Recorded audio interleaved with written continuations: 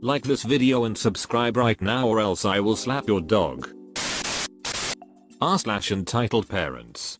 Sit back, relax, and enjoy this video. The only witness prosecution had was child's mother, who couldn't keep her story straight during cross-questioning. Finally in the judgment, court ruled in Mysel's favor, noting that prosecution's witness had massive holes in her story while defendant provided a solid witness. He also noted that even if prosecution was to be believed, defendant, being only a trainee nurse, wasn't even qualified to release the student, and by taking the kid away without the doctor's expressed opinion, the responsibility of consequences fell on the mother of the child. He also commented on school's mismanagement. By not having a fully qualified nurse, they were in violation of federal laws. He scolded the prosecution for having a tunnel vision and going after defendant, who was obviously innocent and a vulnerable young girl herself. After the court ruled in our favor, the school decided to settle the wrongful termination case. It was finalized last month and we can finally put it all behind us. However, due to all the emotional distress and trauma, my sis-in-law decided to drop out of nursing school, thus ending her dreams of becoming a nurse.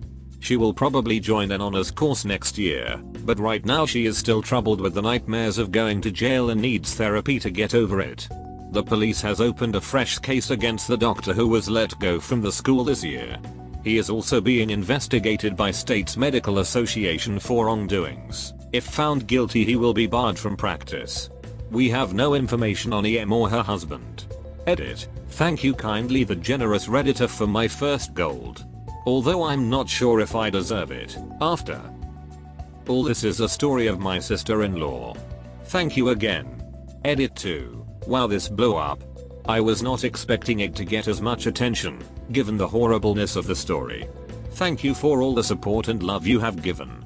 Kind Redditors who gave me platinum, gold and silver, thank you for your generosity. And finally, to all the people who are searching for news reports or asking for one. As I said in one of the comments, it did make to local news, but I will not provide any link, or give even a remotely identifying detail. Because the information and the news can be used to track and dox Mysil. She already had a lot of crap to deal with, many of her peers just assuming her guilt. She is having a lot of trouble dealing with the fallout of this entire episode.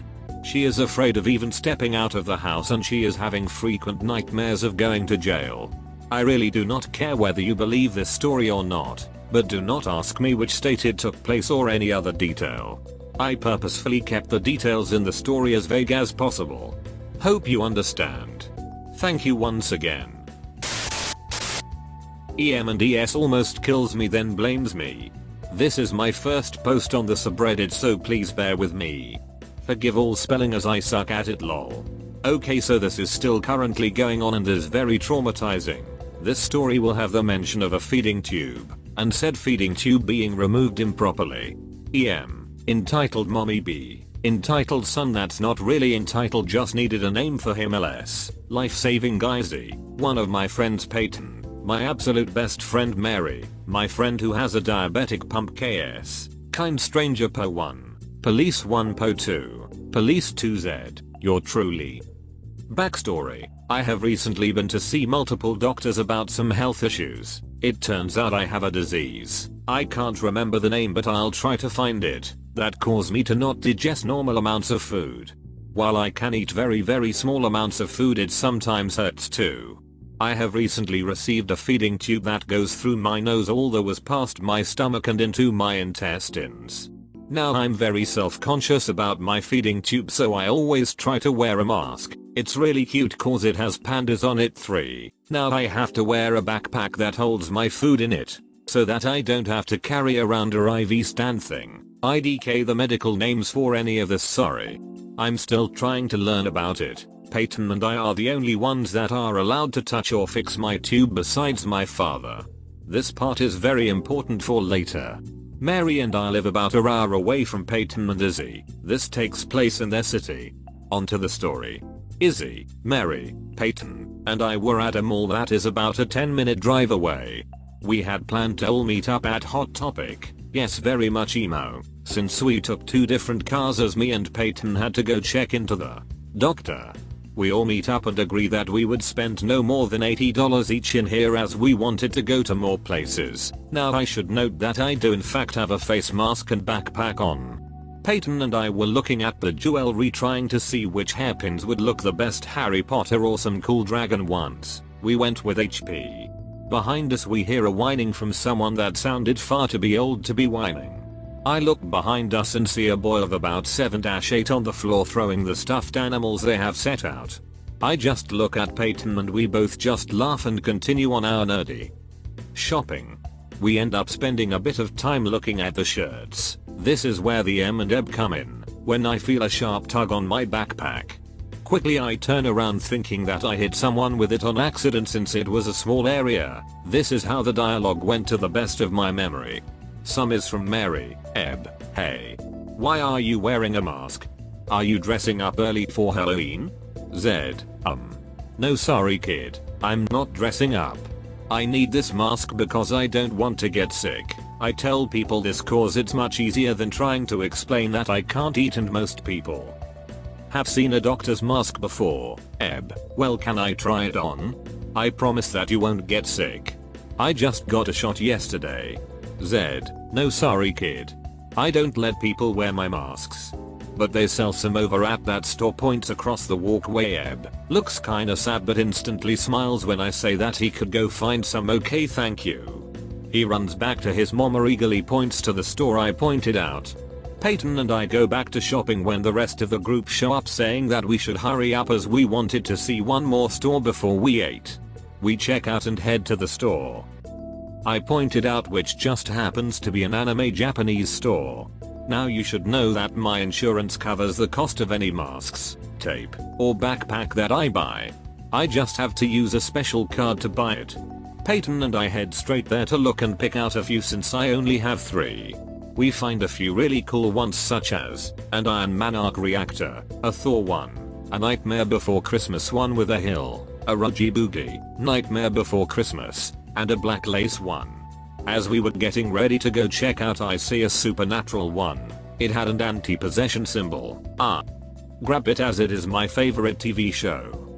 That's when Peyton and I hear a loud HMMPH. I was going to get that one. Don't you think you have enough? I don't know how you can afford them anyways as you're just kids. I'm 16. Zed. Well I kind of need them. And I can afford them. I wouldn't have so many if I couldn't. Didn't your parents teach you to respect your elders? Yes, she really said this. No, we do not live in a religious community, but there are religious people that live there. Zed, my parents raised me fine. My parents raised me to respect everyone but to also only respect. Infirm being respected. She is about to respond when Mary yelled that we need to hurry up and check out cause she messed up her pump. We checked out and Mary and Izzy head to the bathroom to help her fix it while me and Peyton head to the food courtyard. We grab a table and sit and wait for them to come back. We start talking about how some people can just be way too entitled and over the top when they come and sit down. We all agree that we should eat at the Chinese place cause they have the absolute best lo mein. Peyton and Izzy go to get everyone's food while me and Mary talk. So what kind of masks did you get? Did you get any cool ones? Zed, I got a few but I almost got in a fight for one of them lol. I pull them out to show her and she suggested that I should wear the SPN on as it would match my SPN shirt that I'm currently wearing. I agree and I pull it out of its wrapper and put the rest of them in my backpack so they are there when I need them. As I'm taking my mask off, the tape falls off my cheek so it takes me a minute to put some more on and get the new mask on. Zed, lol, it smells like candy for some reason. We both start giggling when we hear a obnoxiously loud gasp. Now I'm not talking like oh that surprised me, no, I am talking someone just offended you entirely, family and their friends kind of gasp. We both turn to see who could have made such a loud noise when we see no other but what the hell was that? Are you using drugs in public? Is that a drug tube? OMG, were you trying to sell my darling boy your drugs? You shouldn't be out in public, you disgrace. Yes, she called her son her darling boy. And yes, she called my feeding tube a drug tube. Zed, what? First off, no, I'm not doing drugs. Second, I don't have drugs to take. give to anyone. And third, it's my feeding tube so I don't die. After I got finished, she just looked more and more upset. She was literally turning red. Oh, you survived. Now sub. Please.